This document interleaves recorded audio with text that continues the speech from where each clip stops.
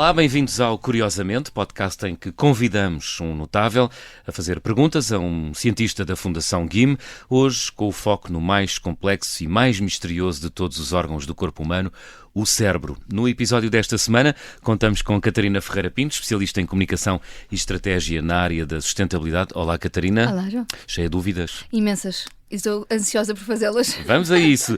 Catarina, como dizia neste episódio, ou no episódio desta semana, vamos falar do cérebro, mais concretamente do cancro no cérebro. É a nossa convidada Cláudia Faria, neurocirurgiã e head do Brain Cancer Dynamics and Therapy Translational Laboratory da Fundação GIM. Bem-vinda. Gostava de fazer uma pergunta, enfim, para início de conversa. Um dos temas que se tem dedicado é a disseminação das células cancerígenas no cérebro, as metástases.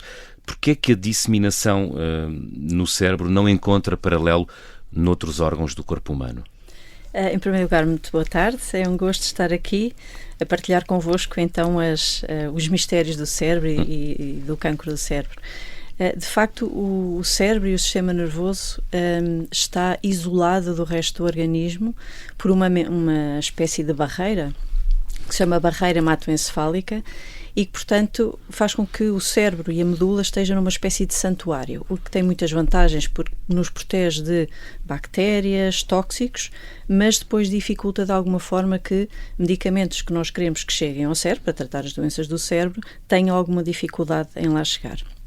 E, portanto, os tumores no cérebro têm esta particularidade. O que é, enfim, notável, até fascinante neste processo da metastização é que uma célula tumoral de um cancro num órgão, que pode ser o pulmão, a mama, o cólon, a determinada altura sai do seu órgão-mãe, digamos assim, entra na corrente sanguínea e dirige-se ao cérebro. E depois de chegar, tem que atravessar essa barreira, quase com um muro, digamos assim, que é um conjunto de células muito apertadas. As células têm que atravessar essa barreira hematoencefálica, têm que se alojar no cérebro e depois têm que crescer nesse ambiente, sendo que o ambiente, o dito microambiente do cérebro, é muito diferente do órgão de onde veio. E, portanto, isto requer primeiro um conjunto de passos e depois um conjunto de adaptações ao longo do processo que a célula tumoral tem para se alojar no cérebro. Depois tem outra particularidade, e agora puxando um bocadinho aqui à minha área clínica, como neurocirurgiã, é que quando nós temos um nódulo ou um tumor a crescer no cérebro, o crânio é uma caixa fechada, tudo o que cresce lá provoca aumento da pressão e pode perturbar a função. E, portanto, outra das particularidades dos tumores no cérebro é que podem, nos pacientes, dar alterações muito particulares, que às vezes até podem ser confundidas com AVC, a alteração da fala, a alteração do andar, e, portanto, tem essas, digamos, particularidades, a disseminação para o cérebro, que é diferente de outros órgãos. Portanto, nós conhecemos, a ciência, nós, a humanidade, não é? Conhece já o processo todo, o que é que permanece ainda por conhecer?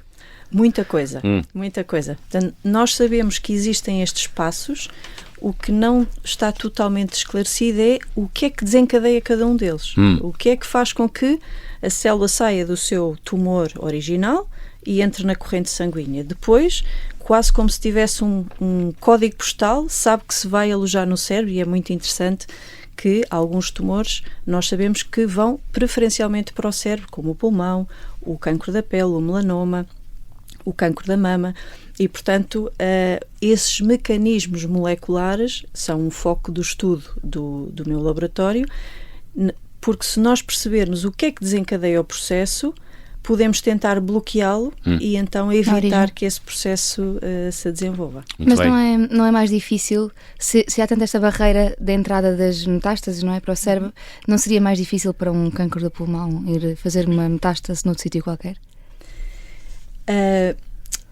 Até seria mais fácil fazer noutro sítio. E podem fazer noutro sítio. Portanto, as células de cancro, quando entram na corrente sanguínea, elas vão pela corrente e podem ficar no fígado, podem ficar no rim, podem ficar no osso, mas estas em particular não vão só para o cérebro, mas muitas vezes vão preferencialmente para o cérebro e, portanto, é esse mecanismo e esse mistério que já temos algumas pistas, há muitos cientistas no mundo que investigam isto e que já têm algumas pistas sobre o que é que acontece, mas o processo em si não está totalmente deslindado. Ou seja, num futuro a ciência pode criar uma barreira para a entrada de células no fluxo sanguíneo no cérebro, células cancerígenas, é isso?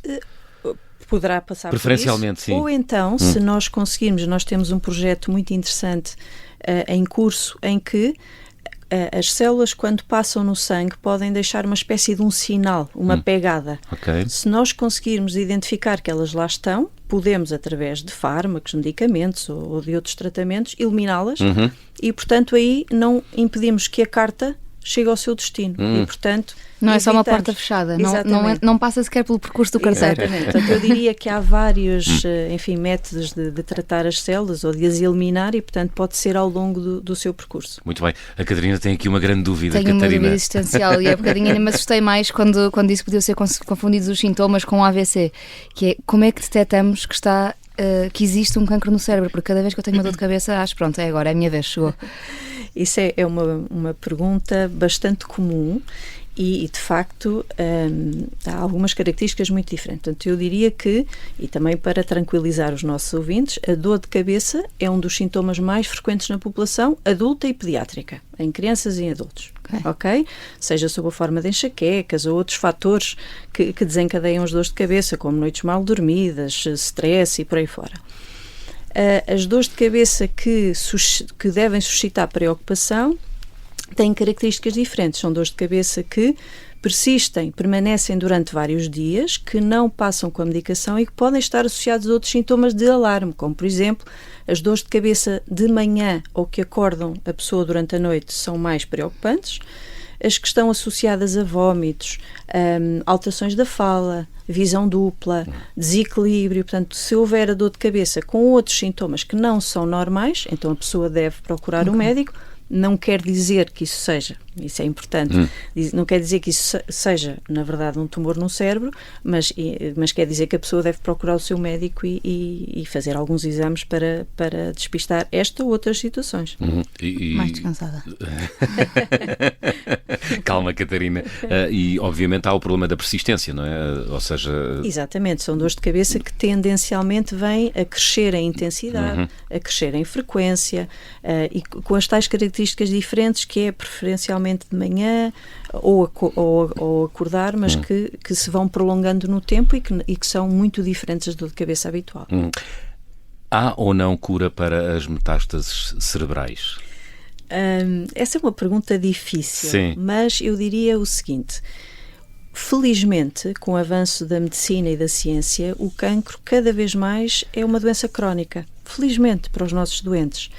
E, portanto, nós, em vez de falarmos de cura das metástases cerebrais, falamos em controle da doença. E se há 10 ou 15 anos atrás o diagnóstico de metástase no cérebro era um diagnóstico grave e de preocupação, não deixa de ser grave, continua a ser grave, mas a vida, nós dizemos a sobrevida, portanto, o tempo que o doente tinha para viver com as metástases era meses, e, portanto, poderia variar. Hoje em dia, felizmente, como eu disse, com o avanço da ciência e da medicina, nós temos muitos doentes que vivem muitos anos depois do diagnóstico das metástases cerebrais, porque hoje em dia há tratamentos mais dirigidos e mais eficazes. São eles, por exemplo, há 20 anos atrás, quando o doente tinha metástases no cérebro, fazia-se radiação a todo o crânio. Hoje em dia, preferencialmente, exceto em alguns casos, depois de fazer a cirurgia ao cérebro, se houver indicação para isso, o doente faz um tratamento de radioterapia focal, que se chama radiocirurgia. Não é uma cirurgia, mas é radioterapia só no sítio onde estava a metástase. E, portanto, este tipo de tratamento mais moderno de radioterapia, juntamente com outros tratamentos que nós chamamos tratamentos dirigidos, isto é, são medicamentos que se dirigem a alterações genéticas no tumor, permitem aumentar a eficácia, assim como a imunoterapia. Portanto, felizmente, hoje em dia, os nossos oncologistas têm um conjunto de opções que permitem que estes nossos pacientes vivam mais tempo e com mais qualidade de vida, e às vezes até vemos as metástases cerebrais reduzirem muito com a medicação ou até desaparecerem. Portanto, falamos em controle da doença. E com todas as capacidades cerebrais ou com impacto em algumas delas? Isso vai depender um bocadinho da localização das metástases. Portanto, há metástases no cérebro, em zonas que nós chamamos que não são eloquentes, ou seja, são menos importantes, e que, portanto, o doente tem uma função e faz a sua vida normal ou quase normal. Se a metástase estiver localizada, por exemplo, na área da fala, ou na área de mexer a perna, ou na área do equilíbrio, então o doente pode ter alguma repercussão nisso, mas pode ainda assim ter uma vida mais longa e com qualidade. Portanto, não significa o fim da vida para um paciente com cancro? Não de metástases todo. No cérebro. Eu disse há pouco, o diagnóstico das metástases cerebrais continua a ser um diagnóstico grave e significa que a doença, que o cancro está numa fase avançada. E significa também que as células tumorais conseguiram atravessar aquela barreira e alojaram-se no cérebro. E, portanto, essa barreira hematoencefálica dificulta, ainda assim, a chegada de fármacos ao cérebro. Mas temos bastantes opções que fazem, que têm efeito, e isto principalmente no cancro do pulmão, no melanoma e um bocadinho no cancro da mama. Mas é natural que com o avanço da medicina e da ciência portanto, este tipo de tratamentos para as metástases cerebrais possa ser alargado a outro tipo de tumores. Muito bem. A Cláudia Faria faz investigação no âmbito do cancro do cérebro, digamos assim. A Catarina Ferreira Pinto tem aqui uma dúvida profunda sobre a investigação médica. É mais da responsabilidade social e ambiental, não é? E já percebi, fico muito mais descansada, que haja efetivamente hoje em dia uma qualidade de vida superior quando se encontram metástases no cérebro. A minha questão é, este tipo de investigação, acredito que para ser feita preciso de cérebros de pessoas vivas, eventualmente. Quais é que são os limites éticos que estão associados a este tipo de investigação? Não. Aí podemos descansar os nossos ouvintes que nós não usamos os cérebros de pessoas para fazer a investigação. Ok. Mas essa é uma pergunta que eu acho que é muito importante, e a resposta é todo o processo clínico e toda a investigação tem que estar assente em profundas bases éticas. Tudo. Eu dou o exemplo da investigação que faço. Na nossa investigação usamos muitas amostras biológicas dos pacientes. Porquê? Para responder a perguntas clínicas. Porquê é que este tumor não responde tão bem ao tratamento como o outro que é igual, que na aparência é igual? Porque é que este doente tem uma doença disseminada e o outro não tem? Mas usam o quê? Pedacinhos de cérebro? Não é do cérebro, é do tumor. Portanto, nós, na cirurgia, nós removemos a massa tumoral. Okay? Portanto, isso tem vários objetivos. Um deles é aliviar a pressão dentro do cérebro e ajudar o doente a recuperar a sua função e a melhorar a sua vida. Mas também queremos para diagnóstico, ter a certeza do diagnóstico, de que é de facto uma metástase, aquele tumor primário ou não. Uma espécie de biópsia. Sim, uma biópsia. Às vezes a biópsia muitas vezes é tirar um bocadinho, mas podemos tirar uma parte ou tirá-lo todo. E, portanto, esse material vai para a anatomia patológica. O que nós fazemos no âmbito da investigação do GIM nós temos um banco de tumores. O que é que isso significa? Nós temos um espaço no GIM, que se chama um biobanco, onde nós guardamos material biológico que é, por exemplo, nos tumores, estou a falar para os tumores, um bocadinho do tumor que nós operamos, que não faz falta para o diagnóstico, isso é muito importante, um bocadinho, uma amostra de sangue, uma amostra de líquido cefalorraquidiano, que é o líquido que banha o cérebro e que está na cirurgia.